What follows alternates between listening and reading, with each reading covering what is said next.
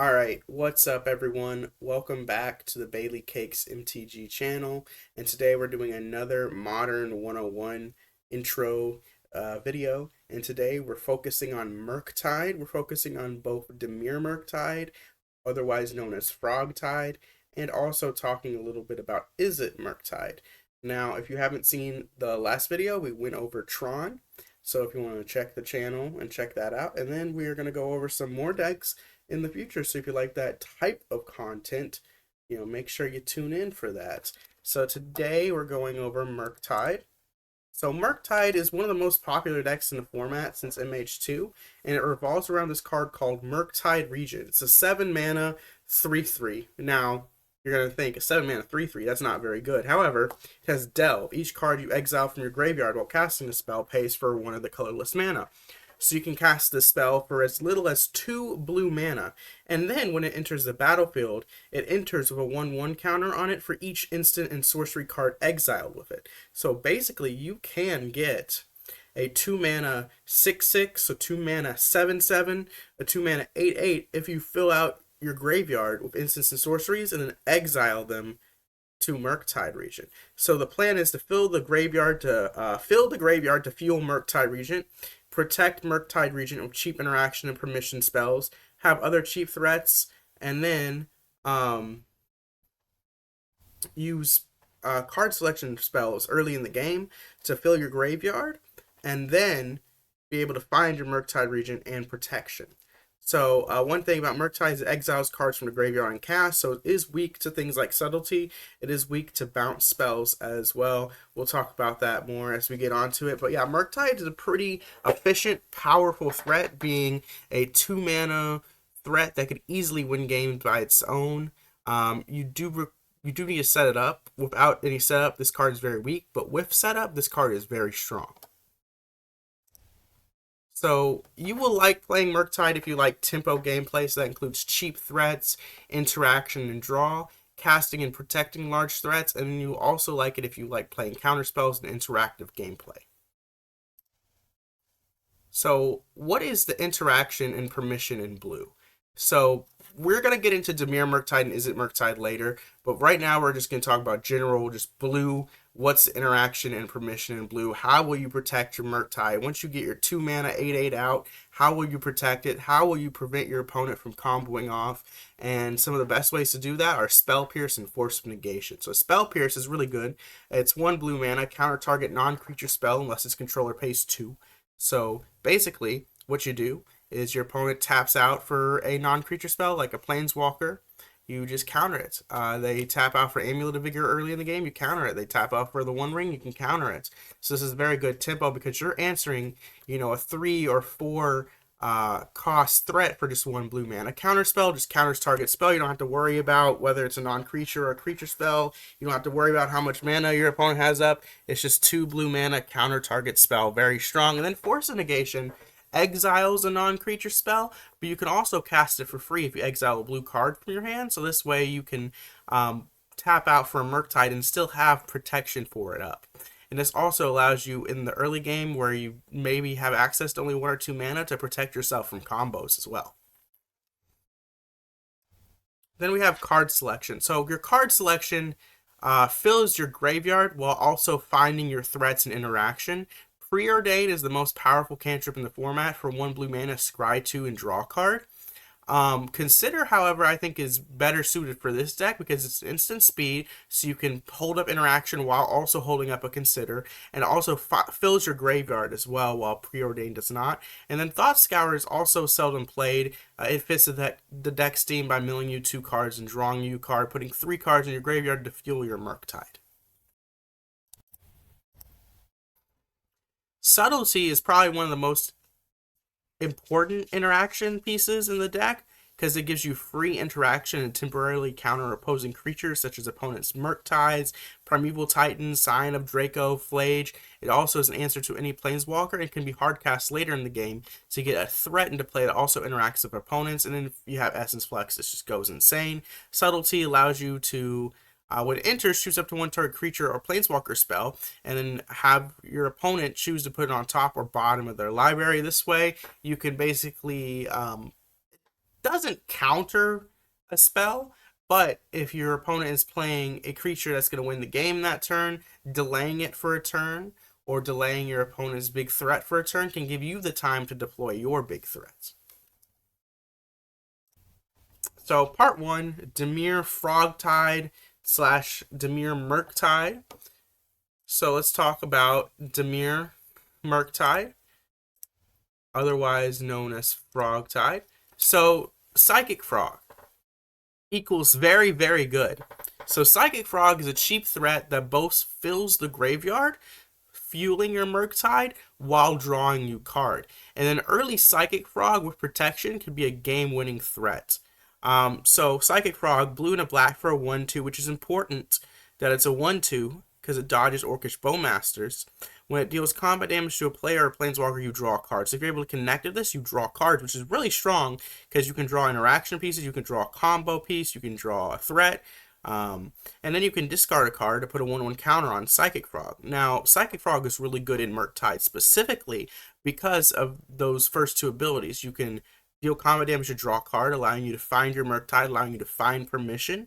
And also, you can discard redundant cards to put counters on Psychic Frog. Now, discarding the cards not only grows a Psychic Frog, making it harder to kill with damage-based removal, making it deal more damage, but also it fuels your Murktide. Because now, if you put a Fatal Push in the graveyard, right, or you put a Toxic Deluge in the graveyard, or you put a Consider in the graveyard, now you have a 2/3 Psychic Frog, and that's one less mana you had to pay for your Murktide. And then the third line of text, the third rule text it has, exile 3 cards from your graveyard to give it flying. If your opponent has lots of blockers and you're able to kill them with Psychic Frog, giving it flying by exiling cards from your graveyard is kind of counter to your Murktide plan, but if your Psychic Frog is big enough to kill your opponent, doing that and then dealing that damage, drawing you a card, and being able to on your opponent's very good. So Psychic Frog, we already talked about, a cheap threat that both fills the graveyard and draw cards. It can be a threat on its own, and then it also has a role in filling the graveyard to allow you to cheaply cast a Murktide on, say, turn 3 or turn 4. Orcish Bowmasters is one of the primary reasons you're playing Dimir, so it's a very good way to punish your opponent for drawing too many cards, because its ability, it says whenever an opponent draws, except the first card they draw in each of their draw steps. So if they draw multiple cards a turn, or they draw on your turn, you get to deal 1 damage to them and amass Orcs 1. So this is a good way to punish your opponent for drawing too many cards, such as against a One Ring, such as against a Fairy, such as against Hollow One decks that play, I forget the card, but it's one that, like, Burning Inquiry, against Burning Inquiry, and it's also good against Living In because they cycle a lot. This kills on entry 1 toughness threats such as Ocelot Pride, Amped Raptor, and Ragavan. And this also attacks planeswalkers and pings them and punishes extra draw of cards like Teferi. It's an interaction, slight stacks, and potential threat all in 1 card, and that's why it's in all the black decks in the format. With Dimir Murktide, you get to play additional black removal spells. So Fatal Push destroys target creature if it has CMC 2 or less. Most of the threats in the format are going to be CMC 2 or less, such as all the threats from Boros Energy, such as a lot of the threats from Murktide, like Psychic Frog or Orcish Bowmasters, and a lot of the threats in most other decks. Aside from like Tron or like Primeval Titan decks, you're not going to be able to kill much with a Fatal Push, but you can kill a lot of things from other decks for pretty cheap. And then if you revolt it, which means you have a permanent leave, you get to destroy a creature if it has CMC 4 or less, which allows you to kill a lot more things like a Flage, like Dryad of Elysian Grove, or like a Thought-Knot Seer. Shoot the Sheriff just destroys target non-outlaw creature. It's just 2 mana, destroy target creature. Very powerful. It can answer opposing Murktides, answer things like a Scion of Draco, answer things like a Primeval Titan, like a Reality Smasher, like, you know, the things out of Eldrazi Tron, like Devourer of Destiny. So, actually, well, no. Yeah, it can answer Devourer of Destiny. So yeah, you know, Shoot the Sheriff is going to be a pretty strong removal spell in its versatility. Even though it is 2 mana, it's able to kill almost anything. And then Toxic Deluge gives creatures -X/-X, is a good sweeper to sweep up little creatures. So these are your core black interaction things. We also have other cards in Dimir Murktide that are black that are do things. Cling to Dust is an interesting one. It exiles a card from a graveyard. This is pretty good against decks like Living End, or it's especially good against like Reanimator decks because they try to reanimate something, you just exile it. But what it's really good against is against Flage, because it can exile Flage from the graveyard so they can't escape it and get it back. And then Unearth is a way that you can get back your Bowmasters or your Psychic Frogs if they die. And this card is really sweet. Your opponent tries to kill your Psychic Frog, you just let it die and then unearth it. And of course, it'll lose its counters, but it will get you your threat back into play if your opponent's able to answer your Psychic Frog. Same with Bowmasters, and that's really, really good. I think one of the main reasons to be playing Dimir Murktide is because of Unearth, and you're just really versatile suite of removal. Some new cards and new strategies that have been used lately in Dimir Murktide, outside of your traditional Frogtide strategy. One is Abhorrent Oculus. It's 2 and a blue. As an additional cost to cast this spell, you have to exile 6 cards from your graveyard. So it's very similar to Murktide, and that it's a really cheap threat that requires you to exile cards from your graveyard. So it fits perfectly in the Murktide deck because you're already filling your graveyard up. And then it also has flying. And it's, similar to Murktide, they both exile cards from the graveyard and big flying bodies. However, this one also generates a 2/2 every turn, which can be valuable in some matchups and speeds up the clock. However, like Murktide, this is weak to subtlety and weak to bounce spells. I don't know why I said counter spells. It's weak to bounce spells because, you have to exile those cards as an additional cost. So if you cast your Abhorrent Oculus and you only have 6 cards in your graveyard and they counter it, or they subtlety it, or they bounce it once it's in play, you lose those cards in the graveyard, and it's going to be much harder to cast it a second time.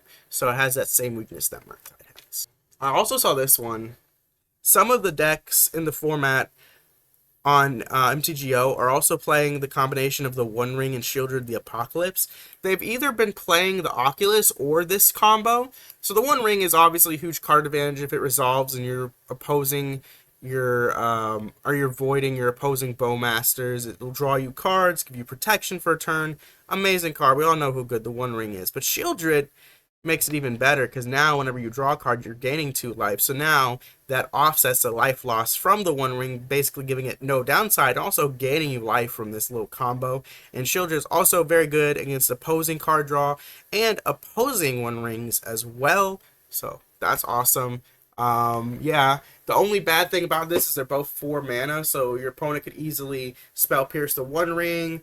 They could easily do something like a subtlety on the Shieldred and take you back an entire turn. It's going to be kind of difficult mana-wise getting them both into play, but if you're able to get a One Ring on turn 4 and a Shieldred on turn 5, you're going to win that game most of the time. Part 2, Izzet Murktide. So this is the lesser played Murktide deck, Izzet Murktide. So, first of all, Izzet Murktide, the main card in the deck that you're playing red for is Dragon Rage Channeler. Whenever you cast a non-creature spell, you surveil once. That gives you great card selection and also allows you to fill your graveyard quickly for your Murktide Regent. And then it also has Delirium. As long as there are 4 more card types among cards in your graveyard, it gets +2/+2 in flying, so it turns into a really good threat. So DRC fills the graveyard, will give you card selection and a threat of flying, so this is a similar role to Psychic Frog. Mishra's Bauble is in the deck for free card draw, free surveil triggers, and to enable Delirium. And the big weakness, though, of Dragon's Rage Channeler is it's very weak to Orcish Bowmasters, and that's one of the reasons that Psychic Frog has kind of replaced it, is because Psychic Frog is 2 toughness, so it doesn't get pinged by Orcish Bowmasters, while Dragon's Rage Channeler does in like 90% of situations. We also have Ragavan in the Murktide deck. There's some issues with Ragavan. It's a very powerful card. If this connects, you get mana advantage and card advantage. However, there's some issues with this card. One, it's legendary, so you can't play multiple out at a time. And a second being that it has 1 toughness, so it is killed by Bowmasters, Renin 6, and then there's a lot of decks that have blockers for this, like an Ocelot Pride or Amped Raptor is a great blocker for this. Or even in Primeval Time, they have Arboreal Grazer. So Ragavan used to be pretty good. Now it's not as good in this deck because you have not as many threats, and you want your cheap threat to be something that can get over your opponents and that can get the damage in, something like a Dragon's Rage Channeler or a Psychic Frog, while Ragavan is going to be less, what's the word? Psychic Frog and Dragon's Rage Channeler have flying, or can have flying, while Ragavan does not have flying, can be blocked, and then one of the most powerful cards in the format, Amped Raptor, has first strike and just can kill the Ragavan. It's very weak to all removal like Orcish Bowmasters as well, so Ragavan sees less play than it used to, and yeah. But if you're able to connect with Ragavan, you get a treasure, and you get to, in effect, draw a card, which is going to be a pretty big advantage for you if you're able to connect with it. Red has interaction. The difference between red and black's interaction is that black's interaction does not care about power and toughness. It cares about converted mana cost. So red's interaction cares about power and toughness. So Lightning Bolt deals 3, Unholy Heat deals 6 if you're Delirious. Unholy Heat dealing 6 damage when Delirious is very important in Amulet Titan matchup, as Titan has 6 toughness. There's some other things that have 6 toughness in the format that Unholy Heat can kill. Unholy Heat can potentially kill a Murktide Regent. Fatal Push cannot. Unholy Heat can kill the Oculus. Fatal Push cannot. However, Shoot the Sheriff fits in those roles in the black decks, even though it is 2 mana. The one bad thing about Unholy Heat is it becomes useless against Graveyard Hate, or if you don't have Delirium in your graveyard. So if your opponent exiles your graveyard, like with an Endurance, or with a Relic of Progenitus, or you already exiled your own graveyard to cast a Murktide or an Oculus, and your opponent plays a threat, if you don't have Delirium, that Unholy Heat becomes basically useless. So red is able to deal more damage for less mana, but black has that reliability in the form of Shoot the Sheriff. So it's just differences between the two types of interaction. The number one reason to play Izzet Murktide is probably Expressive Iteration. It's one of the most powerful cards in the deck. So you get to look at the top 3 cards of your library, put one of them into your hand, one of them bottom of your library, and exile one of them. You may play the exile card this turn. So this lets you look at the top 3 and basically draw 2. It's very strong in Modern, especially when it triggers Surveil and puts more spells into the graveyard for Murktide. It's going to be a good way to cast multiple spells, filling your graveyard, but also giving you card advantage. Very good card selection and card advantage spell. There's also a Wizard sub-strategy in Murktide. It's called Izzet Wizards. So this is like a third deck we're talking about. So they take out Dragon Rage's Channeler and Ragavan and put on Tamiyo and Snapcaster Mage. So Tamiyo gives good card draw and can turn into a Planeswalker that can recur spell. So Tamiyo on its front side, it attacks, you investigate, and when you draw your third card in a turn, you exile it, then return to the battlefield transformed. You can draw those 3 cards. You draw, one when you start the turn. You can draw a card on a Consider. You can draw a second card on, Tamiyo's Clue. You can draw it on Flame of Anor, which we're going to talk about in a little bit, to transform it. And then when it's transformed, you can return target instant or sorcery card from your graveyard to your hand. Rebuying things like Flame of Anor, rebuying counter spells, rebuying lightning bolts, things like that. You can give a creature -1/-0. Actually, until your next turn, whenever a creature attacks you, it gets -1/-0. If your opponent has a lot of X1s, is very good. Yeah, and then it's -7. You get to draw tons of cards. So Tamiyo is a decent threat. It's a flying blocker that can turn into a Planeswalker that will draw you cards. And its front side draws you cards too. And it being a wizard is very important for a card we're going to talk about here in a little bit. Snapcaster Mage can recast spells from the graveyard. Enters the battlefield, target instant or sorcery card.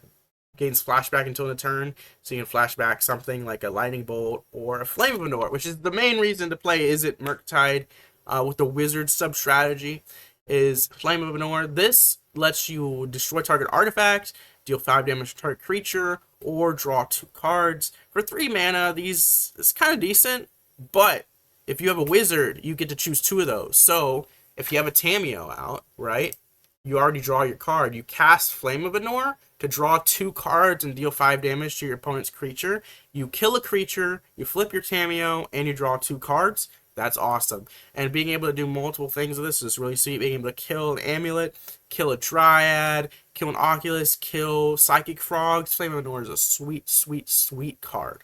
Only downside of it is that it doesn't deal 6 damage like on Whole Heat, but being able to destroy artifacts is very good, and being able to draw 2 cards can flip your Tamiyo if you cast it during your turn, which I absolutely love that little synergy. And then, of course, you can recast it with Snapcaster Mage. That's 5 mana in total, but you get tons of advantage off of that. So, the 3 decks we talked about, Dimir Murktide is 10% of the meta. Number 2 deck in the format. Izzet Murktide is only 0.8% of the meta. It's a very low deck in the format. And then the Izzet Wizards is around where Izzet Murktide is. So I guess combined it's maybe like 2% of the meta, because they're considered different decks. Izzet Murktide, however, used to be the number 1 deck in Modern. Now Izzet Murktide has shifted to Dimir Murktide, which is now the number 2 deck in Modern and one of the better decks in the format. Both matchups are tough for my pet deck, Amulet Titan. I think these decks both eat Amulet Titan. So yeah, we'll talk about why the Murktide list has shifted from Izzet to Dimir, and why Dimir is overall stronger in the format now. Izzet threats are weak to Bowmaster, so the Izzet threats of Dragon Rage's Chandler and Ragavan are weak to Bowmaster's Pings, which many decks in the format now play. Dimir Murktide gives you access to Bowmasters and a threat in Psychic Frog, which is resilient to Bowmaster's Pings. It doesn't die to its pings, so we talked about that quite a bit. Black is more versatile of a color than red, and this is subjective, but also objective. So red has good direct damage spells. However, black has a more versatile suite of interaction. So we already talked about Cling to Dust. Can exile Flays from the graveyard. It's something you can't do in red. Toxic Deluge can sweep the board against Boros energy. You could do that in red with Pyroclasm. Fatal Push could kill cheap creatures regardless of power toughness. Shoot the Sheriff can kill more things. Unearth is one of the main reasons you play black. Like unearthing a Snapcaster Mage or unearthing a Psychic Frog. That's so good. Like, oh my god, unearthing something that you either milled over, like with a Consider, or unearthing something that died earlier in the game, gonna give you pretty good advantage against that Izzet deck. And then black also gets you hand disruption in the form of Thoughtseize and Duress and Inquisition of Kozilek. When is red better than black? Red is better in a Wizards Murktide shell where you want to play Flame of Newer, because you can't play Flame of Newer in a Dimir deck. You could play Grixis Wizards and get access to Unearth. That's actually not a bad idea. Red gives you access to better answers versus Tron and Titan in the form of Blood Moon and Magus of the Moon. Red gives you expressive iteration, and I think red is better at early game damage and pressure like Ragavan or DRC. However, against like Boros Energy, you play Ragavan, they play an Ocelot Pride and a Johnny and just kill you, and then you only have a Ragavan in play is not that great. But against certain decks like control decks, having that Ragavan early in the game to pressure your opponent is going to be better than having a Psychic Frog, which takes time to grow and pressure the opponent. And then DRC is just great card selection. Grixis Murktide. So it's seldom played, but still has put up results. So this plays DRC along with Bowmasters and Psychic Frog. So if you see, it plays DRC, Orcish Bowmaster, Psychic Frog, and Murktide. And then it plays a lot of the blue spells. It plays Fatal Push. It plays Unholy Heat, of course. It does not play Lightning Bolt. It plays Mishra's Bauble. So it kind of combines the best parts of both decks. The best part of the red-blue deck being Dragon's Rage Chandler, and the best part of the black deck being Psychic Frog. So it kind of combines both aspects of the deck. I don't know how good it is. You do get weaker to cards like Blood Moon, and you don't get to really play Blood Moon. So your matchups against decks that are weak to Blood Moon gets a little worse, but you do get some really cool cards, and you get the best of both worlds in some aspect. Part 4, cards that make you sad. So cards that are good against you and kind of like how to beat them, how to play around them. Graveyard Hate. The number 1 Graveyard Hate that's good against you is Endurance, because it can block a Murktide, it can block a Psychic Frog, and it can block a DRC, block a Ragavan, while also tucking your graveyard, making you unable to play your Ragavans. And so it puts a threat that can block into play while slowing down your game plan. So Graveyard Hate like Endurance, Relic of Richness, but Jukabog's really good one against you. Titan plays that. Ghost Vacuum and Leyline of the Void will prevent you from casting your big threats like Murktide and Oculus. They will also make your cards like Psychic Frog and DRC significantly weaker. Endurance is great against you because it can blank your graveyard while presenting a blocker for your early threats. So yeah. How do you beat this?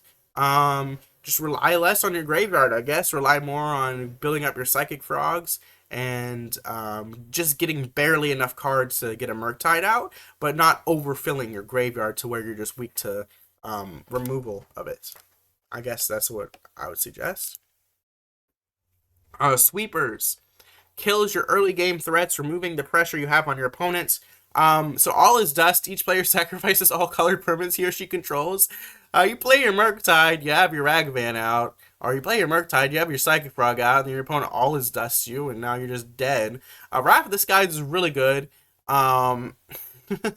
Destroy each artifact, creature, and enchantment with mana value less than or equal to the amount of energy paid this way, so they can just sweep your early game threats, and then they can potentially pay a lot of mana to sweep your Murktide later in the game. These cheap counter spells, however, are a good way to protect against these. Spell Pierce, Force and Negation against these will work really well, but these are still decent against you.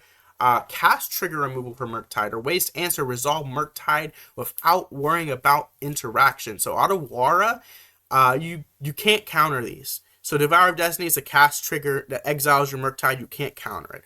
Otawara is a discard the Otawara ability. It's not a spell, and it bounces a Murktide. So the best way to answer these is Consign to Memory. We talked about this in the Tron deck. Devour of Destiny is still really good against you, even if you have Consign to Memory. You have exactly Consign to Memory to stop it, and if you don't have Consign to Memory, Devour of Destiny will just kill your Murktide, kill your Psychic Frog, and be a threat in play. Otawara, bounce your things. So yeah, Otawara is also good in Murktide against Murktides. Just to let you know, if you're playing a Murktide mirror, Otawara is just perfect against the other Murktide decks. Turn 2 and Turn 3 combo decks. Ruby Storm and Amulet Titan can kill you before you have the opportunity to hold up counter magic. So what I mean is, like, you have Counterspell and Spell Pierce. Your opponent plays a Primeval Titan on turn 2 or turn 3. Your Spell Pierce isn't going to do anything. You have you go, consider Psychic Frog, pass, and they go, all right, Amulet, Grazer, Bounce Land, Primeval Titan, kill you. You're like, all right, I can't do anything against that.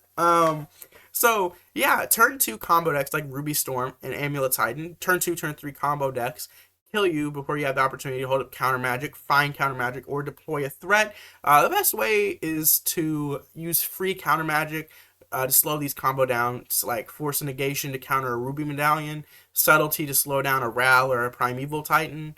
Force and Negation can counter an early death ritual, so your opponent can't actually cast those rituals and combo off. Can counter an Amulet of Vigor against Amulet Titan. So those cheap free, or not cheap, but free counter magic is necessary because of these decks.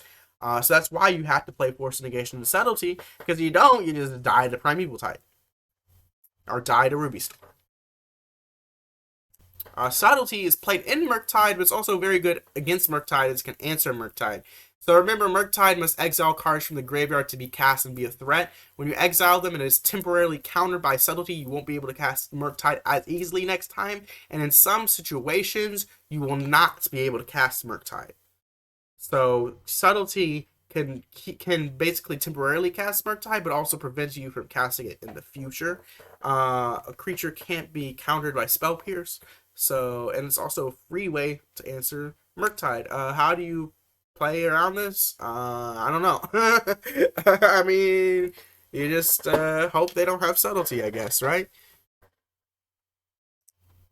Solitude exiles all the threats in your deck for free. It's a creature, so it can't be it can be targeted by Subtlety, which I don't know how good settling a Solitude is. It will postpone that Solitude for a turn, but that Solitude will still be able to come back and exile that, but it can't be countered by Spell Pierce.